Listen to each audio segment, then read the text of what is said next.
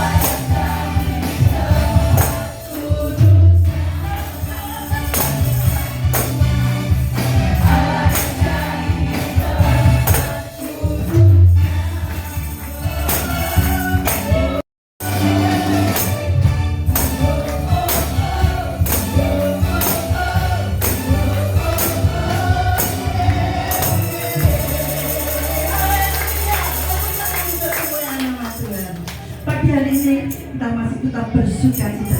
Kita bangkitkan setiap tubuh kita hanya untuk kemuliaan nama Tuhan. Amin. Haleluya. Mari kita semangatkan.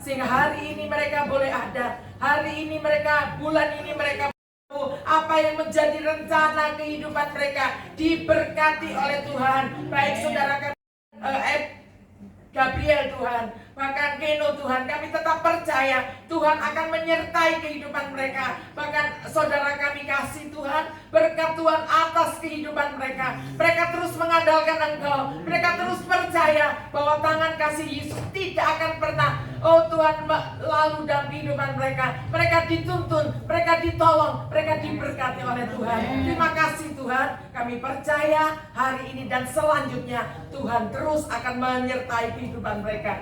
Kita ada di dunia ini, tapi yang pasti kita pasti selamat ya, bukan mudah-mudahan tapi pasti selamat ya. Terima kasih buat Ibu Gembala ya yang sudah memberikan waktu ya, suatu kehormatan buat saya ada di sini di mimbarnya yang kudus, boleh melayani jemaat ini di tempat ini ya dengan sangat senang hati ya.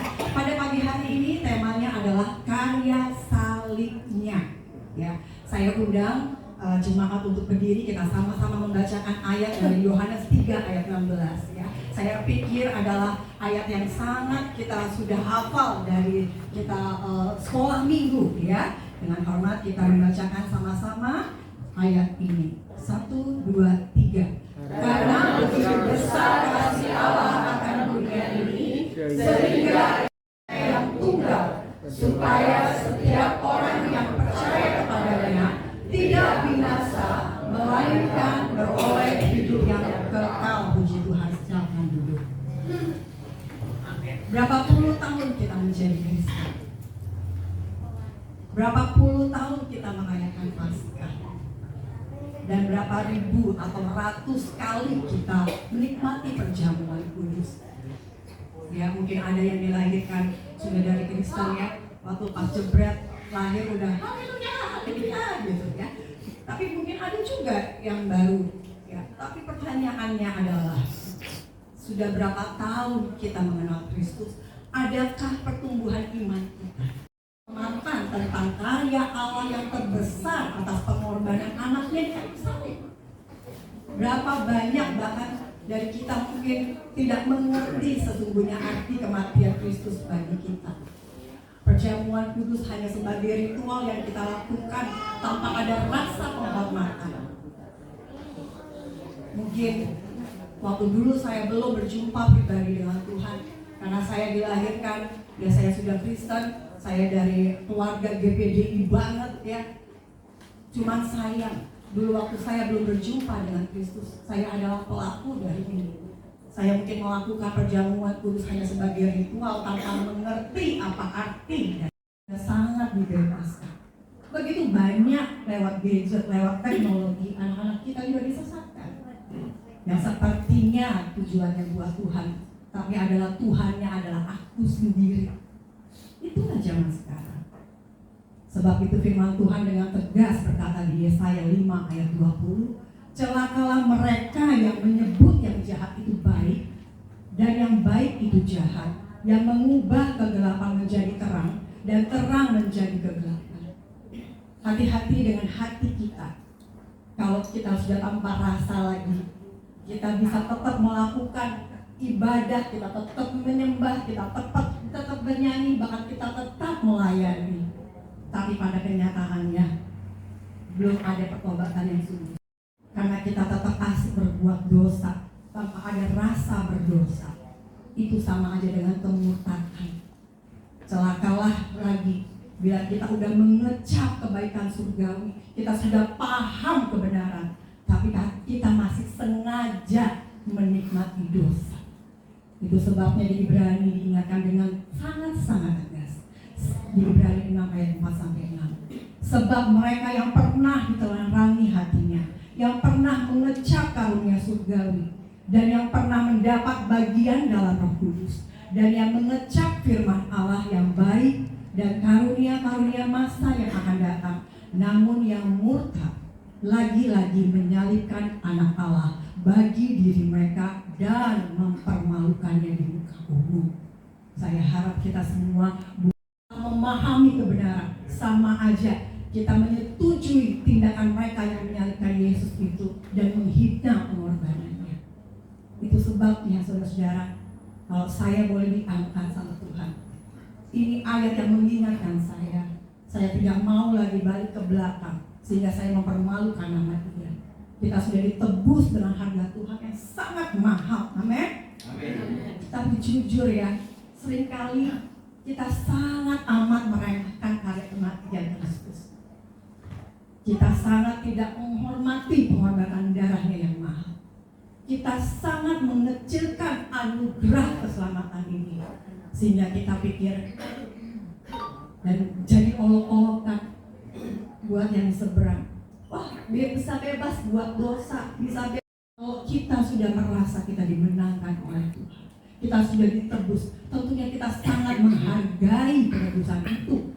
Kita nggak akan semena-mena kita berbuat dosa, apalagi menikmati dosa itu. Kita orang berdosa jelas, tapi perbedaannya adalah kita sudah tidak bisa dengan sengaja menikmati dosa. Amin. Bahkan kita mungkin tidak mengerti atau paham. Bahkan kita juga nggak ada getaran di hati waktu kita baca Yohanes 3 ayat 16. Itu seperti kayak hayat hafalan waktu di sekolah minggu, tapi kita nggak ada getaran. Kita nggak ngerti apa arti ayat itu. Kita cuma berkata-kata seperti karena begitu besar, seperti begitu aja. Karena apa? Untuk bisa mengerti, itulah kita perlu berbalik kepada Tuhan untuk mengambil selubung itu. Apakah selubung itu? Selubung itu bisa menjadi dosa, bisa juga menjadi ikatan-ikatan hobi kita. Selubung itu bisa menjadi pekerjaan kita yang seolah kelihatannya baik. Selubung itu bisa ambisi kita. Selubung itu bisa goals atau tujuan hidup kita. Selubung itu bisa keluarga kita. Dan selubung itu bisa juga bahkan pelayanan kita, yang kalau kita salah senternya, salah fokusnya. Itu sebabnya banyak orang-orang yang pelayanan dan Tuhan sudah mengingatkannya ada Dismas. Yang pertama, Petrus. Kita tahu Petrus, murid Yesus yang paling sangat vokal. Ya. Dia bahkan yang langsung berkata-kata bilang, saya mau mati bersama Yesus. Sebelum itu Yesus sudah warning, ya, dalam Matius 26 ayat 31 bahwa iman mereka akan terguncang karena aku. Yesus sudah memberikan warning. Tetapi apa sikap Petrus? Petrus langsung menjawab, walau semua terguncang imannya, sekali-kali aku tidak. Dengan pedenya Petrus kata begitu. Ya memang tidak gampang di posisi itu. Yesus tahu pasti suasana itu akan mencekam. Makanya itu Yesus sudah warning, hati-hati, imanmu akan tergoncang. Dan seringkali kita pun juga tergoncang. Iman kita waktu doa kita nggak terjawab, waktu pergumulan kita sepertinya nggak selesai-selesai, waktu kita belum diberkati. Berapa sering kita tergoncang iman kita? Kita lihat Petrus, bahkan dengan pedenya Petrus berkata di ayat 35, kata Petrus kepadanya, sekalipun aku harus mati bersama-sama engkau, aku takkan menyangkal engkau. Seringkali kita juga sama seperti Petrus. Kita bilang kita cinta Tuhan, kita bilang mengasihi Tuhan. Wah, kalau kita nyanyi menyembah, oh, aduh, kita cinta Tuhan, kita mengasihi Tuhan. Tapi waktu saat kita lagi diberkati, kita bisa lupa sama Tuhan. Kita diberkati ibadah, nggak usah lagi diberkati. Bahkan kalau kita lagi susah juga, kadang-kadang kita juga bisa lupa akan kuasa Tuhan. Dan kita lihat kenyataannya dari Petrus. Pada saat Yesus ditangkap, Petrus lari meninggalkan Yesus. Bahkan dalam Markus 14 ayat 67 dijelaskan, Petrus masih memikirkan kenyamanan badannya. Di situ dikatakan ia pergi menghangatkan badannya saat Yesus ditangkap. Petrus ikut bersama-sama yang lain untuk menghangatkan badannya di perapian. Kita tahu pasti pada saat itu suasananya pasti gak enak sekali, mungkin dingin. Yesus yang baru dibilang saya akan mati bersama engkau, Yesus kan dia masih mikirin kenyamanan tubuhnya, dia menghangatkan badannya di situ. Ya itulah manusia. Dan setelah waktu perempuan menegur Petrus, apa yang dikatakan? Petrus menyangkal tidak kenal Yesus. Dan penyangkalan kedua kali bertambah. Petrus menyangkal, bertambah lagi, bersumpah tidak kenal. Penyangkalan ketiga, Petrus menyangkal, mengutuk, bersumpah tidak kenal Yesus. Lihat, manusia yang sudah bersama-sama Yesus, yang sudah bersama-sama melihat aku akan mati bersama engkau. Lihat, dia bakal bisa bersumpah dan tidak kenal Yesus. Dosa penyangkalan Petrus bertambah naik levelnya. Terbukti dari keadaan yang mencekam dan menakutkan dapat membuat Petrus lupa akan janjinya pada Yesus. Begitu juga kita. Kadang-kadang iman kita tergantung pada keadaan. Sebab itu pada pagi hari ini saya mengingatkan untuk kita benar-benar bertobat. Jangan sampai kita seperti Petrus. Dan penyangkalan kita, mungkin kita nggak seperti Petrus yang kita bilang nggak kenal Yesus, tapi penyangkalan kita pada hari ini, mungkin kita bisa melakukan untuk Tuhan, tapi kita lari dari pelayanan. Itu penyangkalan. Bisa melakukan untuk Tuhan, tapi kita tidak mau melakukan. Itu adalah penyangkalan. Penyangkalan kita adalah kita dikasih talenta yang Tuhan kasih, tapi kita tidak kembangkan dan kita tidak pakai. Itu adalah penyangkalan. Penyangkalan Petrus menyakiti Yesus itu juga terjadi saat kita menyangkal diri kita untuk tidak melakukan yang bisa kita lakukan untuk Tuhan. Amin. Itu sebabnya saudara-saudara, lakukan terbaik buat Tuhan. Tuhan tidak mencari orang yang bisa, tapi Tuhan mencari orang yang mau. Saya dulu gak bisa bicara, saudara-saudara. Gak ada mimpi saya ada di tempat ini. Bahkan 23 tahun yang lalu tanya suami saya, dia gak pernah punya pikiran semua orang boleh diselamatkan. Amin. Kita lihat akhir hidup Petrus. Petrus menjadi rasul yang militan, yang mendedikasikan hidupnya sebagai martir. Bahkan kematiannya ia memilih disalib terbalik sesuai permintaan pribadinya sebagai bentuk kerendahan hati karena pernah menyangkal Yesus. Sikap Petrus berubah saat perjumpaan pribadi dengan Yesus di Yohanes 21. Setelah Yesus bangkit, waktu Yesus berjumpa dengan Petrus, Yesus sama sekali tidak marah, tidak mengungkit-ungkit kesalahan Petrus. Coba kalau itu dibalik kita, waktu kita ditinggalkan, nggak usah begitu. Kita akan di jalan di mall, kita ditinggal aja. Kamu kemana sih? Kok aku ditinggalin? Kita udah begitu ya kan? Tapi lihat Yesus. Yesus disangkal, ditinggal, dia tidak sepatah kata pun mengungkit Bapak. Kasih Bapak tuh mengampuni, kasih Bapak itu tidak mengungkit-ungkit, tidak mengintimidasi. Yang mengintimidasi itu iblis, ya. Tapi kalau Bapak tuh tidak mengungkit-ungkit dan mengintimidasi kita, amin. Dari situ Petrus berjumpa dengan Yesus. Dan Petrus berubah. Ada kasih. Yesus bertanya kepada Petrus dengan pertanyaan yang sama. Apakah engkau mengasihiku? Gembalakanlah domba-domba. 3 kali pertanyaan yang sama Yesus nyatakan kepada Petrus dengan tujuan untuk menekankan arti memulihkan, mengampuni, dan meneguhkan panggilan Petrus yang sudah menyangkal dia. Menjadi kesempatan untuk Petrus menyatakan kasihnya sebagai ganti penyangkalannya.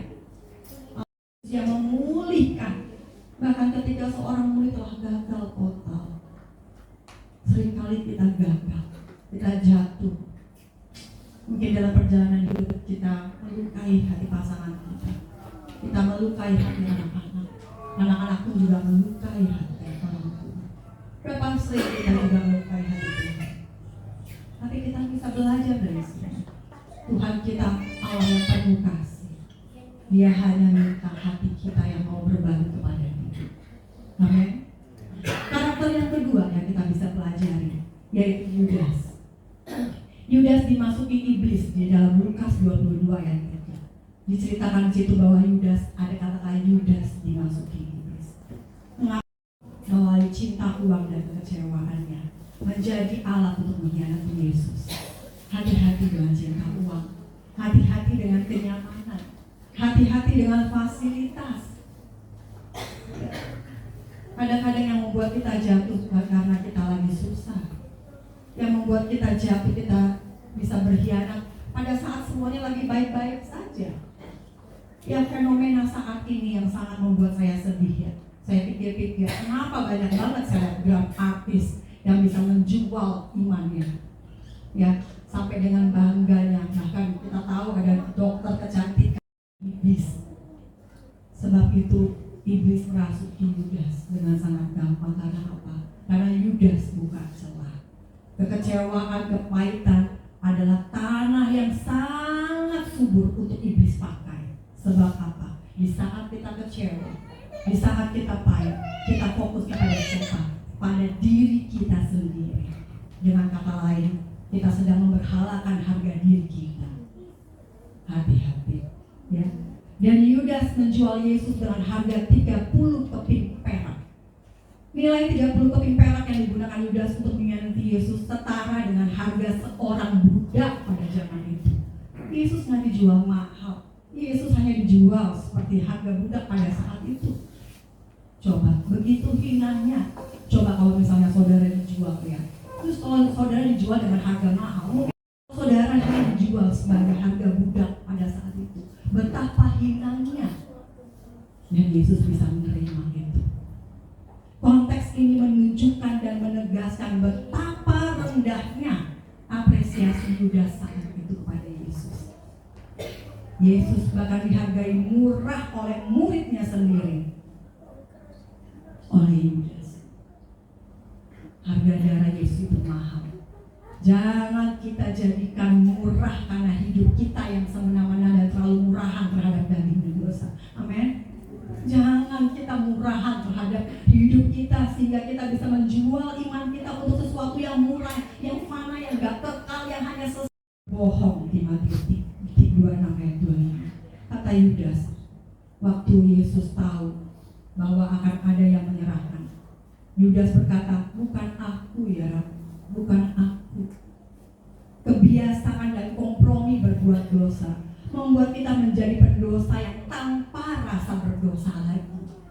Hati-hati kalau kita biasa bohong. Bohongan itu akan meningkat, dosa itu akan meningkat, sehingga kita nggak merasa kalau kita tuh berdosa lagi. Itu bahayanya. Amin. Itu sebabnya mulai saat ini jangan berbohong, walaupun berbohong kecil. Ya, jangan saudara-saudara. Karena kita akan diminta pertanggungjawaban kata-kata kita suatu saat. Mungkin kalau dulu saya sering berbohong, bilangnya udah jalan, padahal masih di rumah, ya kan? Itu bohong, itu dosa. Mungkin nggak sebagai tanda kasih yang palsu. Seberapa sering juga kita membuat tanda kasih yang palsu. Kita menyembah, kita memuji, kita melayani Dia, tapi di saat yang sama hati kita masih terpaut dalam ikatan dosa yang kita nikmati, yang hanya kita tahu sama Tuhan. Nggak ada yang tahu. Hati-hati. Dan kita lihat akhir hidup Yudas. Menurut Matius 27 ayat 5, ia mati gantung diri karena penyesalannya. Sementara kalau kita baca, ada perbedaan. Di Kisah Rasul 1 ayat 18 mencatat ia jatuh terpelupuk, perutnya terbelah, dan uangnya pengkhianatnya digunakan membeli tanah disebut tanah darah. Perbedaan yang detail antara Injil Matius, yaitu gantung diri, dengan Kisah para Rasul jatuh, seringkali diselaraskan sebagai kejadian yang bertahap. Ya, jadi bisa jadi Petrus itu menggantungkan dirinya, Yudas menggantungkan dirinya, lalu dia jatuh. Karena penulis adalah dua versi, ayat yang berbeda pada sudut pandangnya. Ya, jadi nggak ada yang salah. Kalau mungkin saudara lihat kenapa di Kisah para Rasul dibilang jatuh terus perutnya terbelah, gitu. Ya bisa jadi itu kejadian yang bertahap. Yudas gantung diri, kemudian dia jatuh dan terbelah. Ya, jadi tidak ada yang salah dalam Alkitab. Pada saat itu, apakah Yudas bisa diampuni kalau dia bertobat? Bisa? Bisa. Kalau pada saat itu Yudas bertobat, saya yakin pasti Allah mengampuni dia. Tapi kita lihat dalam hidup Yudas, ya itu pilihan masing-masing. Ya, itu pilihannya masing-masing. Itu sebabnya pada pagi hari ini kita diingatkan, kalau sampai kita segera bertobat, jangan kita salibkan Yesus kedua kali. Murtad itu bukan cuma hanya keluar Kristen pindah agama, enggak. Murtad itu bilang kita tahu kebenaran, tapi kita sengaja kita tidak lakukan. Kita tidak hidup sesuai dengan Kristus itu juga kemurkaan. Amin. Dan tokoh ketiga yang kita bisa belajar adalah Dismas. Siapa Dismas? Dismas adalah penjahat yang bertobat di sebelah kanan Yesus. Waktu penjahat sebelah Lukas 23 ayat 40 saya bacakan. Tetapi yang seorang menegur dia, katanya, tidakkah engkau takut juga tidak kepada Allah, sedang engkau menerima hukuman yang sama? Kita memang selayaknya dihukum sebab kita menerima balasan yang setimpal dengan perbuatan kita. Tetapi orang ini tidak berbuat sesuatu yang salah. Lalu ia berkata kepada Yesus, Yesus, ingatlah akan aku apabila engkau datang sebagai raja. Kata Yesus kepadanya, aku berkata kepadamu, sesungguhnya hari ini juga engkau akan ada bersama-sama aku di dalam Firdaus. Kita lihat sikap Dimas menunjukkan rasa takut akan Allah. Penjahat ini sadar bahwa dia diambang kematian dan akan segera berhadapan dengan penghakiman Allah, bukan cuma sekedar hukuman manusia. Itu sebabnya dia mengakui dosanya. Orang mengakui kejahatan dan kesalahannya secara jujur. Dia tahu dia salah, dia layak dihukum. Dan dia menegur dengan kebenaran. Dia menegur temannya yang menghujat Yesus, mengakui bahwa diri mereka layak dihukum dan Yesus tidak. Itulah contoh pertobatan sejati. Meskipun di saat-saat terakhir hidupnya, penjahat ini menunjukkan sikap yang rendah hati dan iman kepada Yesus yang membuahkan keselamatan dia. Begitupun juga dengan kita saat ini. Kalau kita akan ada dosa, akui, beresin. Jangan kita simpen dosa itu. Karena kalau kita simpan dan kita nggak beresin, dosa itu terus. Kalau kita ada kesalahan, akui kepada Tuhan. Amin. Saya melayani seorang waria dan gak gampang melayani waria-waria ini ya saudara. Tapi saya banyak melihat perbedaan dari dulu. Saya sebut namanya Sonia. Dia adalah ketua waria Surabaya. Dulu dia sangat beringas banget. Dia begitu beringasnya yang membela dirinya bahwa ini sudah ditakdirkan karena hormonnya lebih banyak bla bla bla bla bla bla. Tapi lihat sekarang, dia saat ini sudah bisa untuk dipermainkan. Karya darah Kristus itu bukan untuk diremehkan, bukan untuk dijual murah. Saya seringkali berkata pada teman-teman waria itu, memang Tuhan Yesus Maha Pengasih dan Maha Pengampun. Tapi mau sampai kapan kamu begini? Siapa yang bisa menjamin nanti mau kamu gak mati dan kesempatan itu hilang? Amin. Itu sebabnya kita jangan remehkan, kita jangan jual murah, dan kita jangan permainkan harga Kristus yang mahal itu. Karena karya darah Kristus sangat mahal harganya, sebagai bukti kasih Allah yang sempurna untuk kita orang berdosa, untuk dibenarkan dan dikuduskan. Amin. Yang tidak mengenal dosa telah dibuatnya menjadi dosa karena kita, supaya dalam dia kita dibenarkan oleh Tuhan. Karena Yesus kita dibenarkan, sebab kasihnya pada kita saat kita berdosa, bukan kita baik-baik saja. Justru saat kita lagi berdosa, dia sudah mengasihi kita. Mungkin kalau kita manusia, kalau kamu baik, kamu menyenangkan, wah aku akan mengasihi kamu. Tapi kalau Tuhan, kita beda. Di saat kita lagi menyebalkan banget, di saat kita lagi menjijikkan, di saat kita lagi menyakiti hati dia mengasihi kita. Itu sebabnya kita jangan remehkan darah dan pengorbanannya dia. Amin. Karya dan pengorbanan darah Kristus itu untuk apa? Karena dosa kita tidak bisa menyatu dengan Allah, tapi karena Yesuslah yang menghubungkan kita dengan Allah. Di Efesus 2 ayat 13 mengingatkan, tetapi sekarang di dalam Kristus Yesus, kamu yang dahulu jauh sudah menjadi dekat oleh darah Kristus. Amin. Karena Yesus membuat kita terhubung dengan Allah. Itu sebabnya di dalam Yesus ada kepastian. Di dalam Yesus bukan mudah-mudahan. Di dalam Yesus itu ada kepastian, jaminan keselamatan. Karena Yesuslah yang menghubungkan kita dengan Allah. Karya dan pengorbanan darah Kristus untuk apa? Untuk mendamaikan kita hancur dan menyelamatkan. Di Roma 5 ayat 10. Sebab jikalau kita ketika masih seteru diperdamaikan dengan Allah oleh kematian anaknya, lebih-lebih kita setelah kita diperdamaikan akan diselamatkan oleh hidupnya.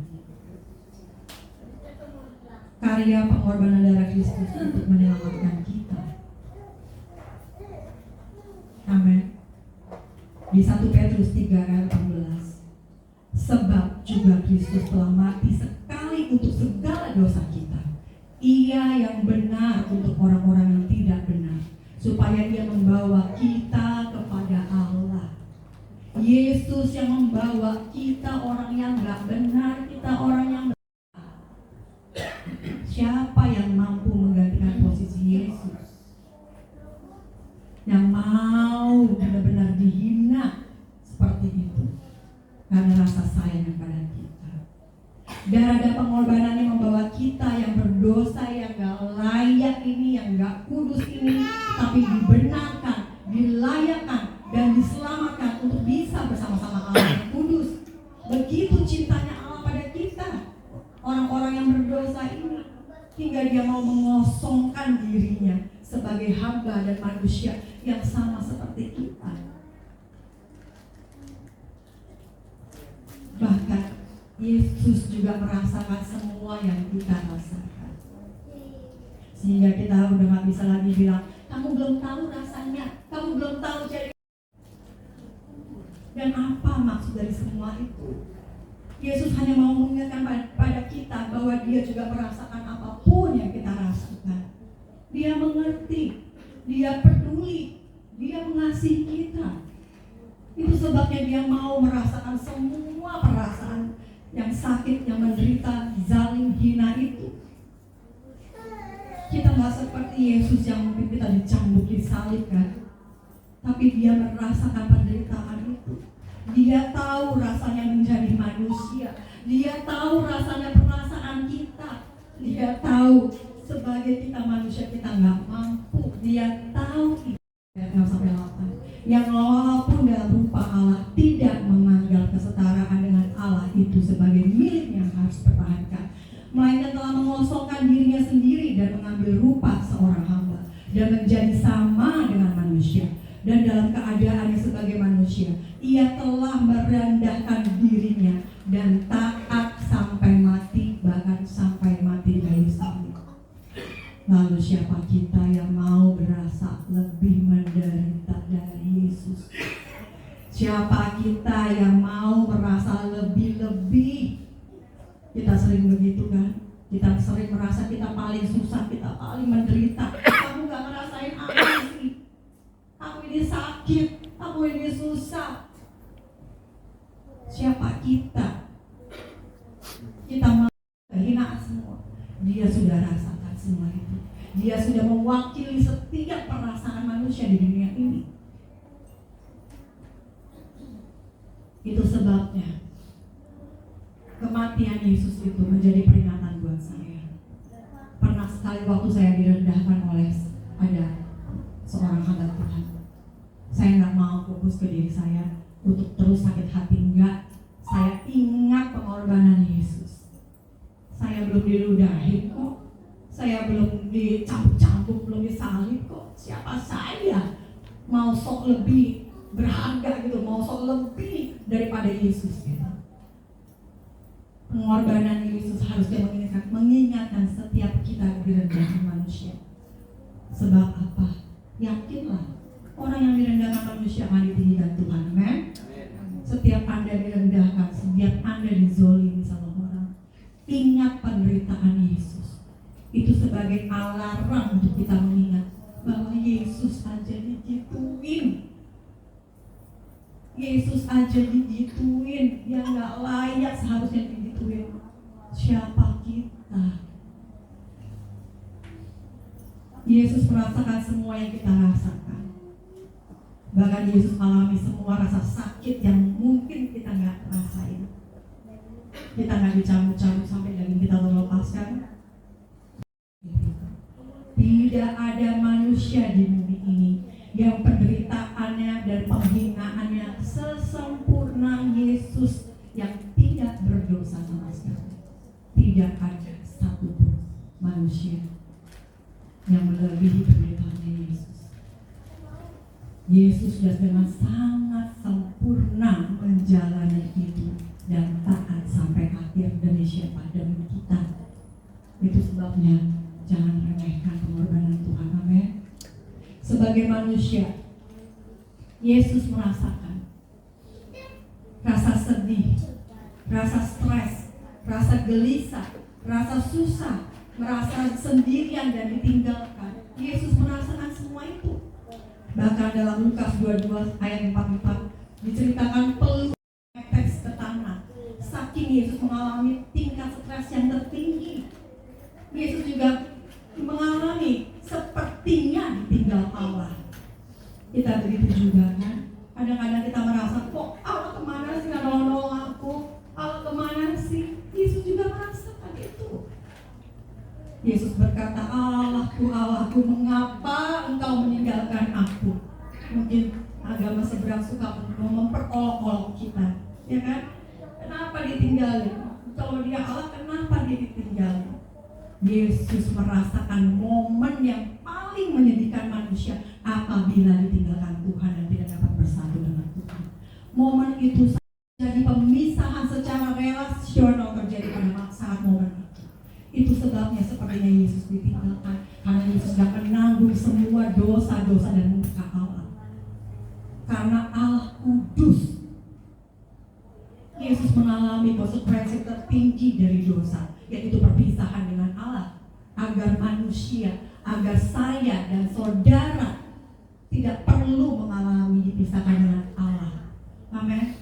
Itu sebabnya kalau kita paham firman Tuhan, kita nggak repot dengan olokan-olokan orang-orang. Amin.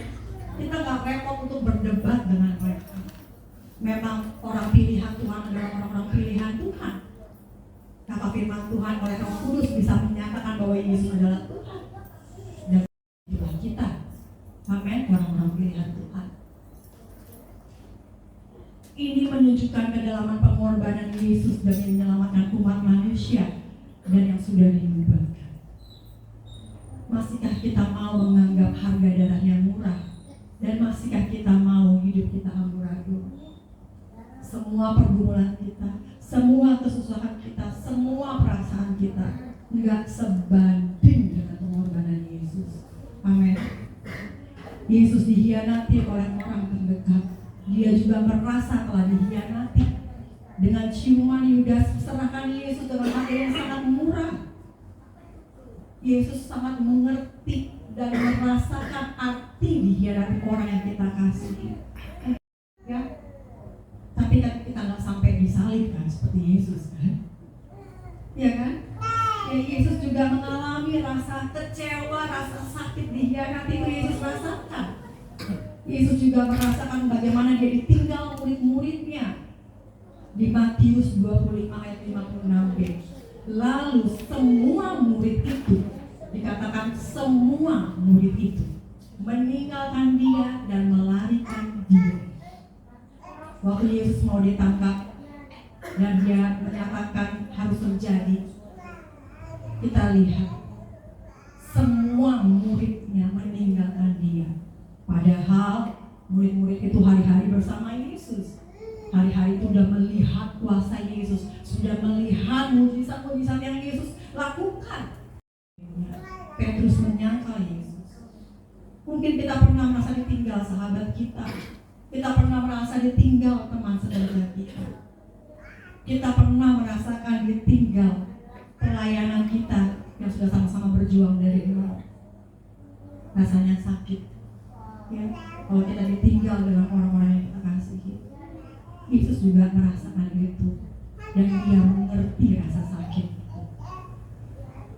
Keempat, Yesus merasakan difitnah dan merasa ketidakadilan. Yesus difitnah oleh imam-imam besar yang adalah hamba Tuhan saat itu. Yesus harus menerima keputusan yang enggak adil, harus disalib. Bahkan Barnabas, pembunuh, pemberontak yang jahatnya udah aju gile gitu, dibandingkan Yesus yang enggak ada salahnya, Barnabas diselamatkan. Tapi kita lihat tindakan Yesus. Pada saat itu kalau Yesus mau membela dirinya sangat bisa sekali. Tapi Yesus diam, tidak membela dirinya. Demi apa? Demi rencana Allah itu terjadi. Demi apa? Demi untuk keselamatan kita semua di sini. Pada saat Yesus diam, waktu dia disidang oleh Pilatus sangat bisa membebaskan Yesus. Karena beberapa kali Pilatus sengaja melontarkan pertanyaan supaya Yesus bisa menjawab dan dibebaskan. Tapi Yesus tidak melakukan itu. Sampai akhirnya Pilatus karena gak dapat kesalahannya Yesus, seorang Galilea. Herodes sangat senang, sebab itulah yang ditunggu-tunggu Herodes. Herodes sedang menunggu Mesias, ya kan? Dia pengen sekali mendengar langsung, melihat. Dia berharap bisa melihat mujizat Yesus di depan matanya dia. Tapi waktu Herodes mengajukan beberapa pertanyaan kepada Yesus, yang tentunya untuk memancing Yesus menjawab, Yesus tidak menjawab apapun. Harusnya kalau Yesus menjawab, dia lepas dari hukuman itu. Apalagi Herodes sudah menanti-nantikan Mesias. Dia pengen melihat Yesus bertindak. Akhirnya Herodes pun mengolok-ngolok Yesus dan mengembalikan Yesus ke Pilatus. Di balik cerita Pilatus ini, karya salib Yesus terjadi kepada Pilatus di Matius 27 ayat 19. Istri Pilatus alami perjumpaan dengan Yesus lewat mimpinya. Dan tradisi gereja timur ortodoks atau katolik dan beberapa sumber tradisi apokrif atau gereja mula-mula menyebutkan bahwa ia menjadi pengikut Yesus yang dihormati sebagai orang kudus atau santa. Bahkan penelitian sejarah menyebutkan istri Pilatus ini karya salib. Dia bisa menyelamatkan istri Pilatus. Bahkan istri Pilatus bisa menjadi pengikut Kristus. Karya salib lagi terjadi di Pilatus apa? Di Lukas 23 ayat 12. Dan pada hari itu juga bersahabatlah Herodes dan Pilatus. Sebelum itu mereka bermusuhan. Karya salib Yesus bisa memulihkan hubungan yang rusak antara Herodes dan Pilatus. Dikatakan di situ dia bermusuhan sebelumnya. Amin. Karya salib Yesus itu gak murahan, saudara. Itu sebabnya karya salib Yesus harus kita hormati betul-betul. Dan Yesus merasakan, dia juga merasakan diolok-olok, dihujat, dipermainkan harga dirinya. Orang-orang yang menikmati mujizat dan kuasanya, orang-orang itulah yang menghina Yesus. Orang-orang itulah yang merendahkan Yesus. Imam-imam kepala dan ahli-ahli Taurat mencela Yesus. Lalu siapa kita yang mau merasa lebih harga dirinya lebih daripada Yesus? Kita mungkin akan marah, kita mungkin merespon dengan tegas apabila harga diri kita diusik dan dihina. Tapi Yesus, dia mau diolok-olok, mau dihina, diejek, dihujat, supaya bisa mendapatkan kebebasan. Amin. Yesus juga merasakan yang mungkin kita gak alami. Selanjutnya, Yesus merasakan diludahi, dipukul, ditampar, dimahkotakan duri, dicambuk. Mungkin kita gak sampai dicambuk dan dimahkotakan duri kan? Yesus diludahi sama orang-orang yang dia tebus. Yesus dipukul dan ditampar sama orang-orang yang dia tanggung dosanya. Coba bayangin kalau kita jadi Yesus. Kita udah diludahi, kita udah dipukul, ditampar, terus kita kasih dosa-dosanya semua ke kita. Itulah Yesus dengan setia sampai mati. Itu sebabnya dia mau bersedia memakai mahkota duri itu, supaya kita semua bisa memakai mahkota kehidupan di surga. Mahkota duri itu yang digambarkan sangat melukai kulit kepala. Mahkota duri yang Yesus pakai itu menusuk menusuk semua cabang-cabang syaraf yang paling sensitif di wajah, yang menyebabkan rasa nyeri yang tajam seperti terbakar ke seluruh otak. Kalau kita lagi sakit kepala, migrain, vertigo, apalah semua itu aja gerak aja udah sakit kan. Apalagi Yesus yang dipakai mahkota, yang udah kena syaraf semua di kepala ini, dan setiap dia gerak itu semakin menusuk semuanya. Namun yang cambuk Yesus itu dilakukan oleh tentara Romawi yang tidak terikat oleh aturan tersebut, yang sangat memungkinkan cambukannya itu melebihi dari 39 kali. Dan cambuk yang dipakai adalah cambuk Romawi, berbeda dengan cambuk Yahudi. Bukan cuma sekedar cambuk yang tali kulit aja. Cambuk yang dipakai oleh tentara Romawi itu seperti proses mengunci secara hidup-hidup, sebab ujungnya ada tulang yang sangat tajam dan bola-bola timbal, bola-bola dari cambukan dan siksaan yang kekal di neraka. Amin. Bisa bayangin jadi Yesus, setiap cambukan itu ada di badannya, kulitnya mungkin terlepas, betapa sakitnya. Yesus pikul salib, Yesus disalib dan dipaku. Mungkin kita nggak sampai disalib dan dipaku kan? Kita nggak mesti sampai kayak Yesus yang merasakan penderitaan yang begitu kejamnya, tapi Yesus merasakan itu. Dalam kondisi kritisnya Yesus sudah dicambuk yang sudah sakit. Yesus dipaksa memikul salib yang beratnya 57 kilo. Dan Anda coba bayangkan dengan badan yang luka, tapi itulah yang Yesus alami. Dia sampai menuju Golgota. Penyalipan adalah cara mati lemas yang lambat. Posisi tergantung membuat otot dadanya tertarik. Satu-satu cara untuk membuang nafas adalah mendorong tubuhnya ke atas dengan menggunakan kakinya yang terpaku itu, karena nggak bisa nafas. Bayangin, kita dipaku, disalib. Untuk bernafas itu susah. Sehingga kalau kita mau bernafas dan membuang nafas, Yesus harus mengangkat lewat kakinya yang dipaku itu untuk bisa menghembuskan nafasnya. 6 jam Yesus memilih antara mati lemas atau menanggung nyeri pakunya itu demi tarikan nafasnya dia. Gak gampang saudara-saudara. Yesus alami itu. Kita gak sampai alami itu. Yesus dengan setia mau mengalami penderitaan yang menyakitkan itu. Demi apa? Demi kita semua, supaya kita gak mengalami penderitaan yang kekal di neraka. Itu sebabnya pada pagi hari ini kita stop mempermainkan harga darah Yesus ini. Stop dengan kita melakukan hidup yang semena-mena. Bahkan sebelum penyalipan Yesus, Yesus menolak minum cairan anggur dan mur. Gunanya untuk apa? Kita tahu pasti rasanya nggak enak kan? Tapi itu sebenarnya adalah untuk penahan rasa sakit yang memang biasa mereka lakukan. Mereka memang biasa kasih ke orang-orang yang sebelum disalib untuk bisa menjadi penahan rasa sakit. Yesus menolak. Sebab apa?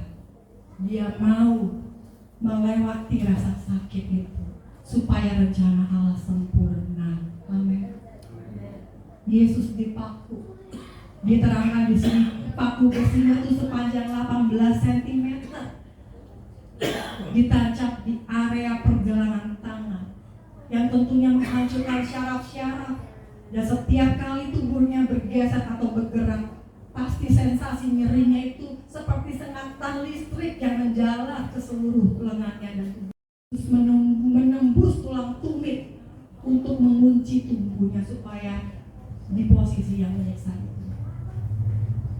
Salib bukan sekadar penderitaan fisik, melainkan momen spiritual krusial di mana beban dosa masa lalu, masa sekarang dan masa depan kita ditanggung oleh Yesus. Itu sebabnya jangan remehkan salib Yesus.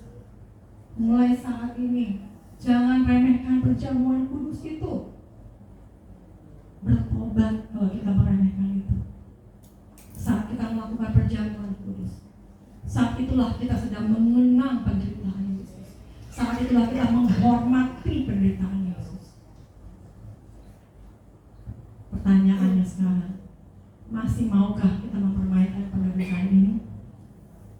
Masihkah mau kita melakukan dosa dengan sengaja dan menikmatinya dengan sengaja? Juga apa yang kita rasakan, yaitu kematian. Yesus juga merasakan bagaimana harus menghadapi kematian sama seperti kita. Dan buat kita orang yang percaya, kematian jadi dalam Kristus adalah keuntungan. Amin. Sebab di dalam kematianlah itu momen kita berjumpa dengan Allah muka dengan muka. Sebab itu jangan takut dengan kematian, saudara-saudara. Ya, kalau kita di dalam Kristus, kematian itu adalah keuntungan bagi kita. Kita akan berjumpa muka dengan muka bersama Tuhan. Amin.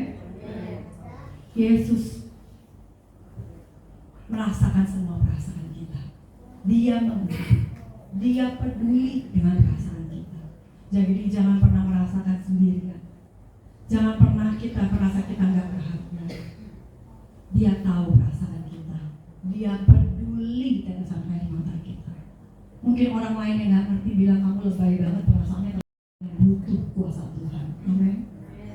Karya kematian dan kebangkitan Yesus adalah kemenangan mutlak atas maut. Yesus membuktikan kuasanya atas kegelapan untuk membawa keselamatan dan kemenangan. Itulah yang membuat kepala pasukan yang seorang non-Yahudi di Lukas 23 ayat 47 memuliakan Yesus. Di 47 saya bacakan, ketika kepala pasukan melihat apa yang terjadi, ia memuliakan Allah, katanya sungguh orang ini adalah orang benar. Ia mengakui kebenaran Yesus dengan memuliakan Allah dengan menyebutnya Allah yang benar. Ada pengakuan iman.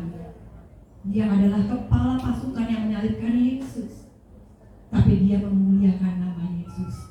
Ada perubahan hati untuk setiap orang-orang yang berjumpa dengan Yesus. Ahli Taurat yang gagal melihat kebenaran di situ, tapi kepala pasukan non-Yahudi ini bisa melihat kebenaran. Itu ditafsirkan itu sebagai pengalaman awal pertobatan kepala pasukan ini. Perjumpaan pribadi dengan Yesus itu pasti akan mengubah hidup kita. Gimana caranya? Ya lewat masalah, lewat pergumulan, lewat sesuatu yang sepertinya nggak ada harapan dan kepastian. Dan di saat titik terendahnya, itulah saat yang tepat untuk berjumpa dengan Yesus secara pribadi. Itu sebabnya saudara, kalau pada pagi hari ini ada yang lagi merasa benar-benar di bawah titik terendah, panggil nama Yesus, ketuk pintunya, maka Tuhan akan membuka pintunya. Angkat tanganmu, maka Tuhan akan menurunkan tangannya. Di saat itu adalah momen yang terbaik kita berjumpa dengan Tuhan. Dan karya kematian kebangkitan Yesus yang kedua, turunnya Roh Kudus sebagai penolong. Dia memberikan Roh penolong bagi kita, yaitu Roh Kudus sebagai penolong dan pemimpin dalam kebenaran. Roh Kuduslah yang akan menemani kita setiap hari, setiap saat untuk memimpin, mengajar, menasehati, dan menghibur kita. Itulah karya salib dan kebangkitannya yang tertinggi buat kita. Dan ada jaminan keselamatan yang kekal. Amin. Karena Yesus mempersatukan kita dengan Allah yang kudus. Tujuan utama kematian Yesus bagi manusia adalah untuk menebus dosa, mendamaikan manusia dengan Allah, dan memberikan hidup yang kekal.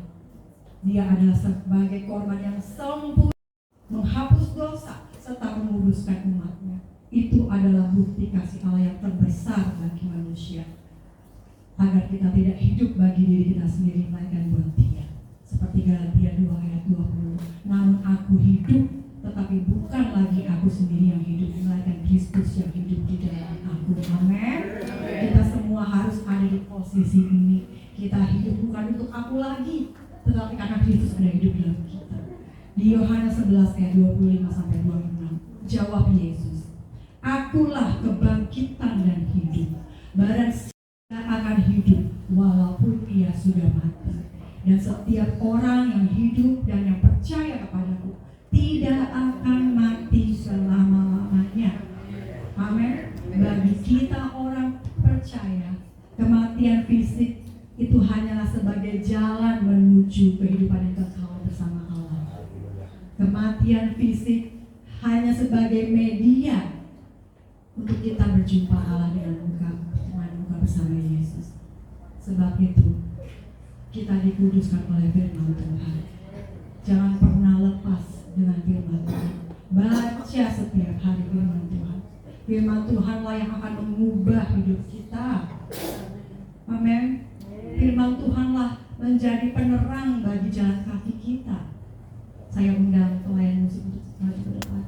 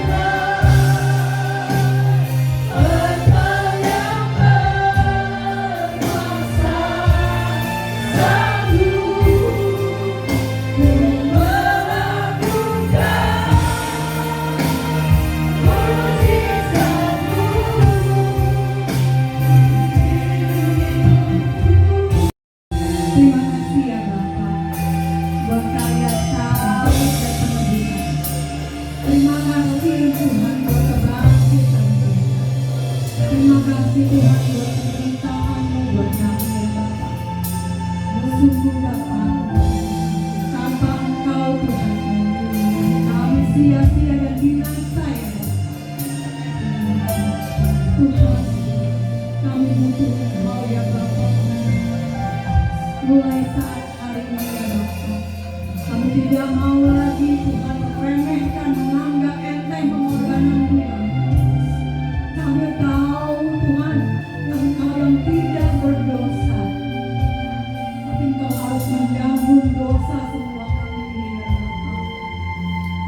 Pagi hari ini ya Bapa, teguhkan sehingga kami mau semakin boleh menyenangkan hati Engkau ya Bapa. Ampuni segala dosa dan perbuatan kami ya Bapa. Kalau kami masih menyimpan satu dosa yang masih disembunyikan Tuhan, kami mau mengakui Tuhan di hadapan-Mu ya Bapa. Ampuni kami ya Bapa.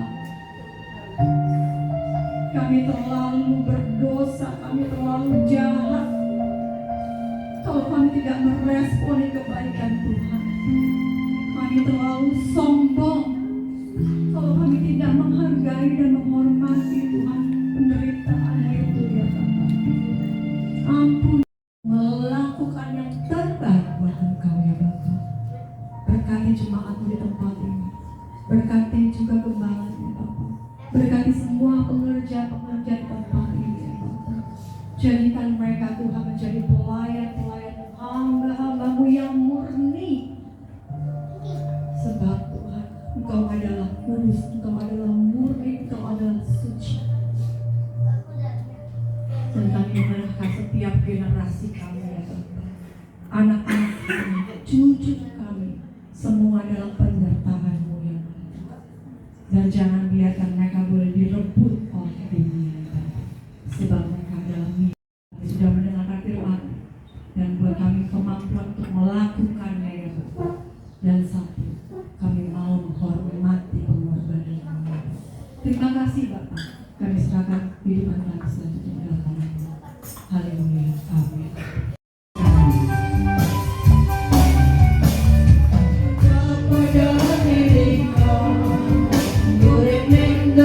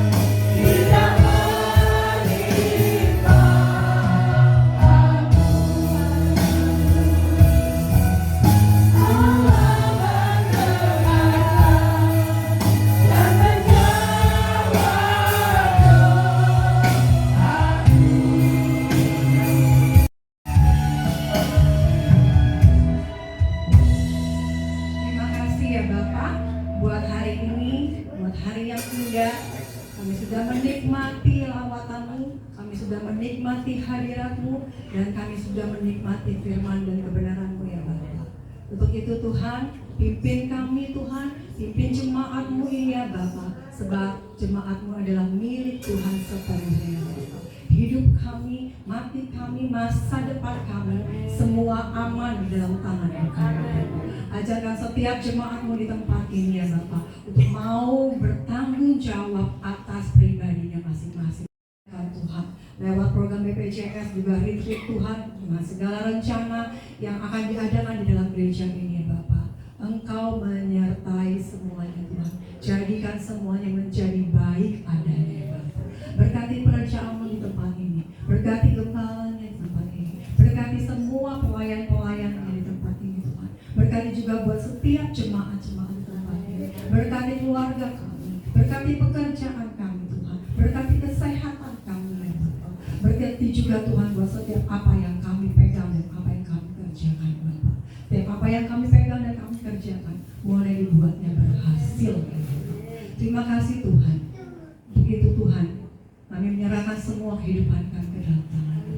Jemaat yang dikasihi Tuhan, pulanglah, terimalah berkat, pemulihannya dalam keluarga, kesembuhan, pembelaannya, penyertaannya semua boleh turun atas kita mulai hari ini sampai Tuhan Yesus datang kedua kali. Di dalam nama Tuhan Yesus kami menerima berkat dalam nama Tuhan Yesus. Amin.